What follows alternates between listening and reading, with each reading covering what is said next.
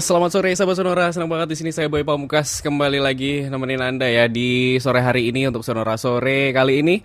Dan sesuai dengan apa yang sudah kita lempar di sosial media bahwa sore hari ini kita bakal ngobrol-ngobrol bersama dengan Kepala Dinas Kesehatan Kota Semarang, ada Bapak Dr. Muhammad Abdul Hakam. Selamat sore Bapak. Selamat sore Mas. Oke, bagaimana Pak kabarnya untuk hari ini Pak? Alhamdulillah sehat walafiat.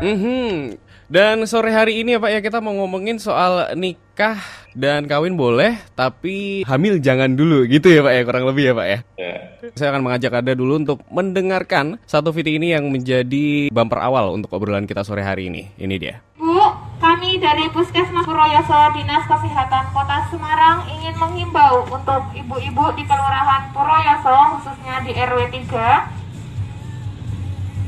untuk jangan hamil dulu nggih di masa pandemi ini. Ingat, hamil muda itu rawan dan banyak keluhan. Daya tahan ibu-ibu nanti bisa turun.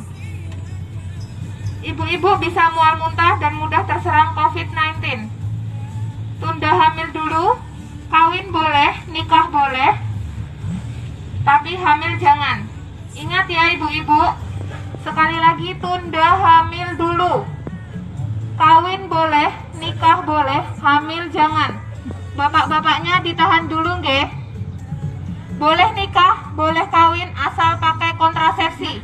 Pak Abdul, ini mengenai viralnya sebuah pemberitaan ya di sini ya dari salah satu puskesmas di Kota Semarang, dan ini sudah naik juga di beberapa media lokal maupun nasional.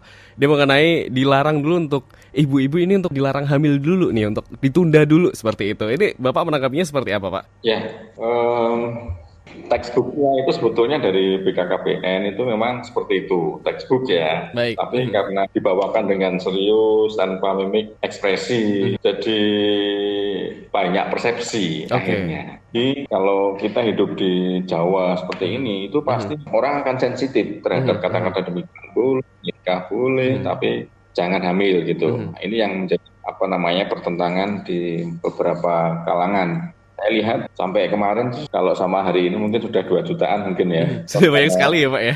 Luar biasa lah.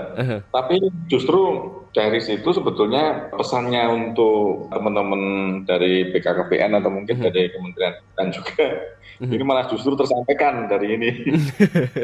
Bahasa softnya adalah bahwa sebetulnya hamil tidak dilarang, tapi kata-katanya mungkin lebih diperhalus, ditunda. Tunda, oke. Itu berarti mungkin bisa menggunakan kontrasepsi atau menggunakan cara yang lain yang bisa digunakan supaya memang pada saat pandemi ini angka kehamilannya itu atau angka kelahirannya tidak seperti bulan-bulan atau sebelum ada pandemi. Soalnya kita ketahui ya, orang hamil muda, nggak mau makan, mau muntah terus. Pusing terus, bawaannya pengen rebahan ya Pak ya. Dan yang pasti itu nanti akan mengaruhi HB atau hemoglobin. Nah itu kalau sudah HB-nya turun, pasti nanti akan mengaruhi sistem imunitas. Dan lain sebagainya. Dan ini berdasarkan data dari BKKBN, kalau tidak salah ini ada di pertengahan Mei 2020 ada lebih dari 400.000 kehamilan yang tidak direncanakan selama PSBB. Sebenarnya apakah ini sudah sebagai langkah yang tepat Pak yang dilakukan pemerintah? Ya, sebetulnya teman-teman dari BKKBN atau dari Kementerian Kesehatan yang sampai diteruskan oleh teman-teman dari Dinas Kesehatan Kabupaten Kota, anjuran seperti ini itu memang disampaikan sebetulnya memang betul. Cuman dengan bahasa mungkin yang lebih, kalau sekarang itu santuy lagi, lebih soft gitu. Jadi orang-orang yang sensitif itu tidak terlalu banyak. Kalau disampaikan sama orang di luar Jawa sana mungkin sudah lain Mas. Jadi mereka mungkin suatu hal yang biasa. Tapi gini, karena kejadian ya yang di Kota Semarang ini salah satu klaster yang ada di Vaskes atau di fasilitas kesehatan itu asal muasalnya juga dari ruangan kebidanan. Artinya siapapun bisa terkena, apalagi gitu. Walaupun sebetulnya misalnya ada yang terkena dari ibunya, memang ada penelitian yang mengatakan bahwa nanti akan berefek pada anaknya yang masih di dalam kandungan dan sebagainya, karena sesuatu hal yang baru semuanya. Karena hal itu lebih bijaksananya jika itu ditunda. Bagaimana kalau sudah hamil ya? Sudah hamil ya diteruskan. Masa bisa ditunda dulu ya Pak ya? Oke, tapi berdasarkan saya tadi sempat baca Pak di sebuah media begitu kan, di mana pada kesempatan kali ini itu belum ada jurnal yang mengatakan bahwa sebenarnya ini bisa berpengaruh buruk kepada janin gitu. Apakah ini juga Ya, sudah dibenarkan Pak sebenarnya? ya, memang belum ada penelitian khusus ya Mas. Apalagi kayak gini nih, orang masih fokus bagaimana vaksin atau bagaimana kita memberikan treatment kepada orang yang kena kasus COVID ataupun mencegah penularan mata rantai itu sudah semakin tambah banyak.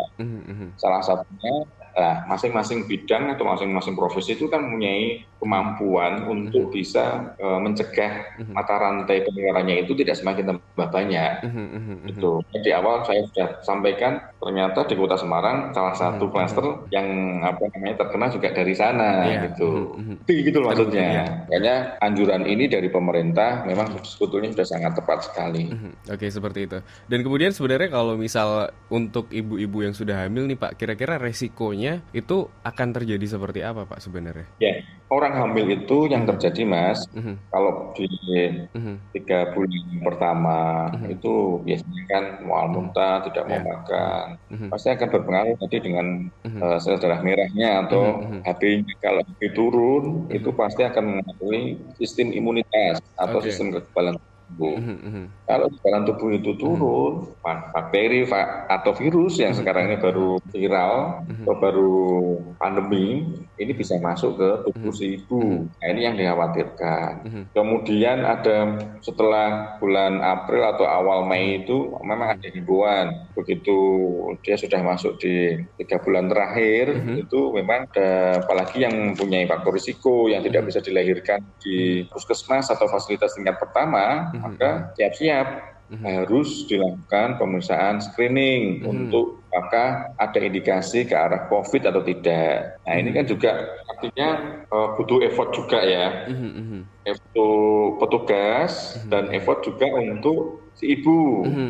Oke. Entah itu pemeriksaan screening rapid atau swab dan lain sebagainya. Oke, sementara kemarin begini Pak, saya tuh melihat sebuah interview di mana salah satu orang yang sedang menggalakkan campaign tentang melawan virus corona ini adalah Dokter Tirta, begitu, yang sangat vokal sekali nih untuk mengajak teman-teman semua di wilayah Indonesia ini, di seluruh Indonesia, untuk lebih peduli dengan kesehatan. Salah satu saya tangkap dari interview tersebut adalah mengatakan salah satu cara mengantisipasi dengan adanya virus ini adalah dengan menjaga kesehatan tubuh, dengan mencuci tangan, kemudian tidur yang cukup dan segala macam. Sebenarnya apakah ini juga hal yang cukup juga Pak untuk ibu hamil dalam melawan virus corona ini? Sementara kan kalau misal mau minum suplemen kan juga tidak bisa sembarangan Pak, di sisi lain. Seperti itu. Ya, sebetulnya hal ini memang tidak hanya untuk ibu hamil saja ya. Semuanya masyarakat yang ada baik di Kota Semarang atau yang di luar Kota Semarang, ketika saya mendengarkan IG Live ini pada sore hari ini, maka apalagi nanti ketika kita sudah ngomongin nanti new normal life, itu protokol kesehatan itu wajib hukumnya untuk dilaksanakan. Dari mulai pakai masker kalau keluar, kalau benar-benar emergensi untuk keluar, kemudian melakukan cuci tangan, baik itu dengan hand sanitizer atau dengan air mengalir dan sabun cair, physical atau social distancing ini juga harus diterapkan. Nah, ini semuanya adalah masing-masing. Kalau kami di Dinas Kesehatan kebetulan karena kami mau menerapkan new normal ini, maka masing-masing bidang pun saya suruh untuk melakukan inovasi dan kreativitas supaya pelayanan di masyarakat tetap terjadi atau masyarakat itu tetap kita berikan layanan, tapi safe juga, baik untuk kita ataupun untuk masyarakat yang berobat ke puskesmas, sekedar untuk melakukan vaksin, timbang untuk KIA ya, atau untuk melakukan aktivitas atau pelayanan-pelayanan yang lain. Itu kita fasilitasi karena kan tidak ada pandemi. Nah, ini yang kita ciptakan. Oke, dan sebenarnya campaign ini di mana nikah dan kawin boleh, tapi kemudian hamil ditunda dulu, seperti itu, ini kan sebagai menjadi campaign yang nasional ya Pak ya sebenarnya. Nah, sementara untuk di wilayah Kota Semarang sendiri, kira-kira langkah-langkah apa saja Pak yang sudah dilakukan untuk mensosialisasikan ini? Mungkin apakah melalui lewat kanal-kanal apa saja, kurang lebih seperti itu Pak? Betul. Sejak kita sebelum pandemi pun yang menjadi fokus kita adalah ke medsos. media online untuk melakukan sosialisasi bahwa kita ketahui dinas kesehatan melalui puskesmas kita mempunyai 37 puskesmas ya Mas. Oke. Itu saya ajak mereka untuk melakukan kegiatan-kegiatan sosialisasi, pendampingan, bahkan advokasi terhadap masyarakat itu dengan cara yang berbeda. Begitu kita sudah lakukan sebetulnya, baik itu melalui medsos atau kita bikin film pendek yang itu bisa diterima oleh masyarakat. Oke. Ya kayak kita buktikan kayak yang video pendek sekitar 60 detik lah yang si Rahma ini lakukan. Ternyata kalau kita ngomong penduduk Kota Semarang 1,7 itu kan menonton semua itu. Iya. Kalau misalnya itu yang nonton orang Semarang semuanya, berarti kan orang nonton semuanya. Iya. Nah, dari situ sebetulnya kita kepengennya itu mereka itu teredukasi. Misal contoh misalnya, Januari kan musim hujan. Yeah. Bulan 10 saya sudah membuat edukasi, saya bikin film pendek yang sudah saya sebar ke seluruh kecamatan dan kelurahan melalui puskesmas. Supaya apa? Kadar darahnya turun. Orang bisa melakukan. Nah, hal-hal seperti ini yang mungkin strategi-strategi yang baru yang mungkin di tahun-tahun sebelumnya tidak pernah dilakukan. Masalahnya dengan metode mungkin untuk SPJ dan sebagainya, saya nggak peduli itu. Saya lihat adalah keinginan masyarakat sekarang. Walaupun sebetulnya tidak banyak yang melalui media online, tapi paling tidak melalui nanti WA group di ibu-ibu, pengajian itu pasti yang akan bisa mengedukasi. Karena kita kita harus merubah mindsetnya masyarakat, kumpulin orang biasanya. Sosialisasi kan kasih ceramah, kasih snack. Tapi Mas, nggak bisa maksimal. Kadang ada yang ngomong sendiri. Ya kan? Iya betul Pak, betul. Kita rubah. Hanya membuat terobosan-terobosan dengan cara itu bikin video pendek, saya share, upload di media sosial, kemudian di media sosialnya teman-teman puskesmas mungkin saya suruh untuk lari ke kelurahan, kecamatan, LPMK sampai di tingkat RT, saya suruh untuk nge-share itu. Dengan pesan tadi. Semua lini ibaratnya sudah dikerahkan ya Pak ya? Betul. Seperti itu. Nah mengenai ini Pak, saya tadi juga sempat membaca gitu ada berita dari VOA Indonesia yang mengatakan di mana banyak dari warga negara Indonesia baik di Indonesia maupun di luar negeri yang merasakan ketakutan gitu ketika pandemi datang dan ini berhubungan dengan ibu hamil seperti itu. Nah, tadi sudah dijelaskan dengan oleh Bapak mengenai campaign-campaign yang sudah dilakukan oleh Dinas Kesehatan Kota Semarang mengenai bagaimana masyarakat harus tetap tenang. Tapi salah satu yang berperan di sini bukan cuma pemerintah, tapi seorang suami, Pak, kira-kira begitu. Seorang suami ini bisa memberikan peran seperti apa, Pak, seharusnya untuk istrinya yang mungkin saat ini sedang mengalami kehamilan gitu? Ya, yang jelas, Mas, orang ini kan banyak yang work from home ya. Ini pasti kan juga ke arah sana ini. Yang jelas salah satu yang kita lakukan tetap kita yang namanya kita itu kan promosi ya. Apa yang disampaikan sama Pak Presiden, Pak Menkes bahwa puskesmas atau dinas kesehatan harus dikembalikan ke fitrahnya. Sebagai apa? Promoter atau sebagai bukan memberikan treatment. Ya. Sehingga dengan itu 70% yang tadinya mungkin 70% untuk mengobati, 70% sekarang saya untuk melakukan sosialisasi atau edukasi ke masyarakat. Jadi semuanya itu tujuannya adalah untuk meningkatkan daya tangkap masyarakat, Mas. Kita buat masyarakat itu pandai. Kita buat masyarakat itu paham, kemudian melakukan. Baik itu di level paling bawah, kemudian menengah ke atas, itu semuanya kita sasar semuanya. Mungkin dengan bahasa yang berbeda. Nah, hingga ini adalah kita memberikan Nah, contoh satu yang viral ini sebetulnya ini kan di luar kendali kita. Yang ikut Fitcon dengan BKKBN langsung main dibacakan itu tulisannya. Ya. Ya kan seperti itu, tapi justru viral. Ya kan? Betul. Nah, ini yang kasus-kasus yang seperti ini yang kita manfaatkan. Jadi bagaimana meningkatkan SDM masyarakat yang nanti ujung-ujungnya adalah peran serta atau kesadaran masyarakatnya meningkat. Oke, oke, Nah, itu kan oke, seperti itu. dengan beberapa cara tentunya. Tuh. Oke, dan kemudian ada statement mengenai ibu yang sedang hamil akan disediakan fasilitas konsultasi di Dinas Kesehatan Kota Semarang. Nah, fasilitas yang seperti apa, Pak, ini yang akan disediakan? Seperti dan mengenai info jadwalnya juga hingga pembiayaan mungkin bisa diakses di mana? Ya, kalau di fasilitas kesehatan kan memang ibu hamil free ya, Mas. Oke. Oh, apalagi dia warga Kota Semarang, itu silakan manfaatkan Puskesmas. Nah, apalagi yang model-model seperti ini itu sebelum ada pandemi pun kita sudah ada fasilitas yang namanya Gasurkes itu, Oke. KIA, yang berada di masing-masing kelurahan. Satu kelurahan itu ada Gasurkes, petugas surveillance kesehatan. Itu backgroundnya adalah bidan. Itu Oke. semua ibu hamil itu nanti ada namanya aplikasi Sayang Bunda, semuanya bisa masuk ke sana, apapun yang nanti akan dibalas oleh teman-teman Gasurkes tersebut. Jika nanti harus datang ke rumah, si Gasurkes pasti akan datang. Oke. Kalau ternyata kurang, nanti mungkin dokter juga akan turun. Gitu.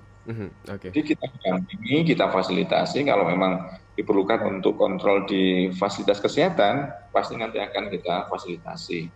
Sampai nanti suatu ketika memang tidak bisa dilahirkan atau di proses kelahirannya tidak bisa di puskesmas, di rumah sakit pun bisa tercover dengan free. Oke, seperti itu. Ya. Oke, Pak, sejauh ini dari yang sudah dilakukan seperti itu mulai dari campaign, sosialisasi dan semuanya, apakah sudah menunjukkan angka yang cukup signifikan, Pak, sebenarnya? Ya, dari tahun ke tahun, Mas, alhamdulillah cukup signifikan angka. Karena yang dari PR kita kemarin itu kan angka kematian ibu dan anaknya juga cukup signifikan ya, Oke. tinggi. Kalau kita bandingkan dengan negara-negara maju seperti Korea, Jepang, atau mungkin negara kita yang dekat lah, Malaysia atau di Singapura, angka kematian ibu dan anaknya kan tidak setinggi yang punya mereka. Oke. Nah, ini kan tantangan.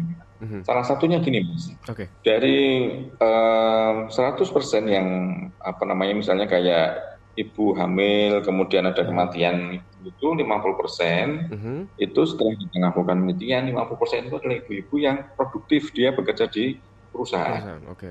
Akhirnya selama 2 tahun ini kita juga memasuki ke perusahaan-perusahaan, notabene di perusahaan tersebut itu 95% adalah usia produktif. Ownernya kita edukasi, akhirnya dia memberikan waktu kesempatan, perusahaannya bimbing selama kurang lebih beberapa bulan, akhirnya itu berjalan. Oke. Sampai program-program yang sebetulnya itu harus dilakukan di puskesmas atau di rumah, itu bisa dilakukan di perusahaan. Oke. Jadi perusahaan tidak merasa rugi karena harus banyak izin, tapi yang ke perusahaan untuk melakukan edukasi pada karyawannya mereka yang sedang hamil. Dan cukup signifikan hasilnya untuk menurunkan angka kematian ibu dan anak ini, termasuk menurunkan angka gizi buruk atau stunting. Oke. Mengenai ini kan mungkin juga jadi salah satu campaign yang digalakan oleh BKKBN ya, Pak, ya, mengenai 2 anak cukup seperti itu. Dengan ini kan pengendalian kehamilan seperti itu. Apakah ini juga sejauh ini angkanya juga sudah cukup signifikan, Pak? Kalau kita bergerak bersama sebetulnya bisa maksimal ya. Jadi dari teman-teman dinas kesehatan, mereka itu kan punya tangan-tangan juga di masing-masing kecamatan atau kelurahan. Melalui kota itu ada yang namanya dinas Disdaldu KB. Itu mereka itu masing-masing mereka ada di kelurahan yang sama-sama bekerja dengan kami di Puskesmas untuk melakukan upaya promosi tentunya untuk menekan atau menunda kehamilan pada saat pandemi ini. Mhm. Itu bisa dilakukan oleh teman-teman dari, maksudnya kegiatan ini sebetulnya bisa kita kolaborasikan dengan Oke. mereka Oke. gitu. Mhm, mhm, mhm. Mhm. Oke, Pak. Lanjut lagi, Pak. Untuk nanti kan dalam waktu dekat Semarang ini kan akan melaksanakan kegiatan untuk new normal, Pak ya, yang akan Ya, dilaksanakan 8 Juni mendatang. Kira-kira persiapan apa, Pak, yang sudah dilakukan oleh tim Dinas Kesehatan Kota Semarang sendiri? kita masih melakukan tes massal, Mhm. baik Oke. rapid atau swab di Mhm. berbagai mall, Mhm, mhm. pasar tradisional, Mhm. tempat ibadah, Mhm. tempat-tempat umum Mhm. yang sering untuk nongkrong, Mhm. dan yang kita pastikan adalah Mhm. tempat-tempat umum yang Mhm. protokol kesehatannya itu tidak dilakukan secara maksimal. Itu pasti Oke. akan kita sasaran. Mhm. Mhm. Banyak sekali teman-teman wartawan tanya, Pak, kapan lagi? Jadwalnya kapan? Besok, Pak. Saya Mhm. bilang, kalau saya kasih tahu besok sepi, saya bilang Mhm. gitu. Makanya saya kasih tahu, gitu. Karena ini sifatnya adalah mendadak, Mendadak. Oke. jadi kita tidak bakal kasih tahu atau kita tidak kasih info ke Mhm. teman-teman Mhm. Mhm. supaya Mhm. memang saya memang benar-benar ini Mhm. adalah Mhm. sesuatu yang benar-benar tidak kita setting Mhm. gitu. Mhm. Mhm. Oke. Gitu. Oke. Nah, mengenai hasilnya Pak kemarin sudah dilaksanakan rapid dan juga swab test di mall-mall begitu yang tadi sudah Bapak Ya, sampaikan. Ini seperti apa Pak hasilnya dan juga mungkin ada himbauan untuk masyarakat seperti apa? ya, dari yang sudah kita lakukan, Mhm. ada pasar mungkin sudah sekitar 10-an lebih, mall Paragon, kemarin Java Mall, Mhm. Swalayan ada, Mhm. eh, itu alhamdulillah yang pasar itu yang ketahuan reaktif kemarin ada di Peterongan 2, Mhm. kemudian di Karangayu juga 2, Mhm. kemudian di tempat ibadah ada 2 tempat Mhm. kemarin Mhm. yang reaktif. Yang paling banyak memang di Pasar Kopong, Mhm. Mhm. itu banyak itu Mhm. Mhm. Mhm. positif, jadi sudah dilakukan swab, Mhm. Mhm. Mhm. cukup Pak, lumayan juga di situ. oke. Nah, salah satu untuk menuju new normal, Mhm. baik tadi yang sudah saya sampaikan, Mhm. kan pemeriksaan rapid test secara Mhm. massal atau swab, kita Mhm. juga tetap melakukan upaya-upaya pencegahan dan sosialisasi pagi sore Mhm. di tempat-tempat yang apa namanya orang melakukan aktivitas harian itu banyak Mhm. sekali, Mhm. termasuk ketika nanti 8 Juni itu sudah mulai melakukan sesuatu yang baru, Mhm. Mhm. maka kalau misalnya yang pariwisata, Mhm. tempat-tempat yang saat ini tidak dibuka, kemudian besok dibuka, Mhm. kita juga pasti akan sensar. Oke. Oh, ternyata ini protokol kesehatannya tidak dilakukan, pasti langsung Mhm. kita akan sidak. Oh, oke seperti itu. Mhm. Mhm. Mhm. Mhm. Oke, Pak, Karena oh ya. jaga, Mhm. jangan sampai ada penularan lokal transmisi. Mhm. Mhm. Mhm. Mhm. Yang ketiga, setiap orang masuk kota Semarang pasti akan kita lakukan swab, Oke, oke, oke, oke. Mhm. terutama dari luar kota, apalagi Mhm. dari Mhm. luar negeri. Mhm. Mhm. Mhm. Makanya saya menghimbau Mhm.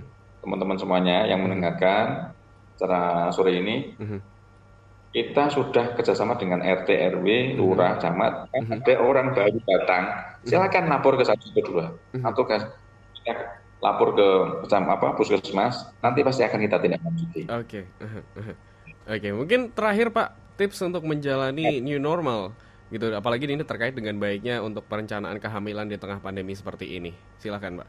Ya, tetap kita harus setting, kita harus Mhm. program. Mhm. Karena sekali lagi eh, memper, apa, memberikan sesuatu atau merencanakan sesuatu itu pasti hasilnya pasti akan lebih baik daripada Oke. sesuatu hal yang tidak direncanakan. Mhm. Apalagi di masa pandemi ini Mhm. banyak sekali orang-orang atau mungkin kekhawatiran akan terjadi bukan masalah apa-apa karena Mhm. komplikasi kehamilan Mhm. atau komplikasi pada saat melakukan proses persalinan atau Mhm. kelahiran itu yang Mhm. menjadi sesuatu yang harus kita perhatikan juga. Mhm. Mhm. Hamil nggak ada masalah, Mhm. mau Mhm. hamil no problem, Mhm. tapi lebih bijaksananya lebih baik ketika masa pandemi ini ditunda dulu. Mhm. Mhm. Mhm. Mhm. Jadi hamil boleh, Mhm. nikah boleh, Mhm. Mhm. silahkan. Mhm. Tapi kalau bisa ditunda dulu. Mhm. Bagaimana kalau sudah hamil ya? Kalau sudah hamil silahkan karena tadi mungkin sudah direncanakan baik-baik, tetap ketika melakukan di kehidupan sehari-hari, cuci tangan setiap saat, social atau physical distancing, kalau keluar benar-benar yang emergency dan harus pakai masker. Protokol kesehatannya harus benar dilakukan dengan baik. Ya. Kemudian kalau perlu, puskesmas atau rumah sakit sekarang sudah ada pendaftaran online. Sudah ada pendaftaran online. Kalau bisa, ketemu sama dokter itu sudah janjian dulu. Supaya apa? Waktu di sana itu tidak ketemu banyak orang. Kita sudah di puskesmas adanya namanya counter. Di situ nanti bisa dijadwalkan, Bu, jam sekian, apalagi Senin sampai Kamis puskesmas kita itu kan buka sampai jam 5 sore. Kan bisa ya. Dari sana dimanfaatkan supaya tidak banyak ketemu sama orang atau sama-sama orang, karena orang ke puskesmas itu kan ya jangan-jangan dia tidak hanya cuma vaksin atau apa. Kalau dia ternyata bawa virus, itu kan menularkan juga. Makanya seyogyanya kalau memang benar-benar tidak penting, cukup mungkin komunikasi melalui aplikasi Sayang Bunda. Nanti akan diteruskan oleh entah itu sama petugas yang ada di puskesmas, dokter atau siapapun, sehingga kekhawatiran atau keluhan itu bisa terselesaikan dengan baik. Oke Pak, ini terakhir banget Pak. Mungkin nih Pak ya, untuk ibu-ibu yang HPL-nya atau hari perkiraan lahirnya ini udah mendekati bulan-bulan ini begitu, yang otomatis ini lagi digalakan di semua lini seperti itu. Mungkin ada hal yang ingin disampaikan atau tips-tips seperti apa Pak? Mungkin? Ya, memang lebih baik ketika mulai bulan ke-8 atau awal-awal bulan 9 silakan periksa, nanti dilakukan swab di puskesmas supaya nanti ketika dibutuhkan di rumah sakit sudah ada hasilnya. Orang mau pergi ke Jakarta aja harus ada hasil swab. Nah, termasuk ini sebetulnya safe untuk dia sendiri atau petugas. Jadi teman-teman dokter spesialis kebidanan yang ada di rumah sakit juga tidak was-was. Pasien saya sudah membawa hasil real time PCR-nya negatif. Jadi tidak sama-sama mendengarkan gitu loh. Oke, baik. Terima kasih Bapak Dr. Muhammad Abdul Hakam ya, selaku Kepala Dinas Kesehatan Kota Semarang yang sudah ngobrol-ngobrol barengan sama saya di sini Boy Pamungkas di acara Sonora Sore mengenai untuk nikah dan kawin boleh tapi hamil ditunda dulu begitu. Baik, terima kasih ya Pak ya untuk obrolan kita sore hari ini. Sehat selalu Bapak. Oke, terima kasih Pak. Sama-sama. Baik, sahabat Sonora, itu tadi perbincangan saya bersama dengan Bapak Kepala Dinas Kesehatan Kota Semarang, Dr. Muhammad Abdul Hakam mengenai nikah dan kawin boleh tapi hamil jangan. Semoga ini bisa menjadi pertimbangan kita ya untuk semakin waspada dan tentunya untuk meningkatkan kesadaran diri kita untuk menaati protokol kesehatan. Sonora FM, News, Traffic, and Music.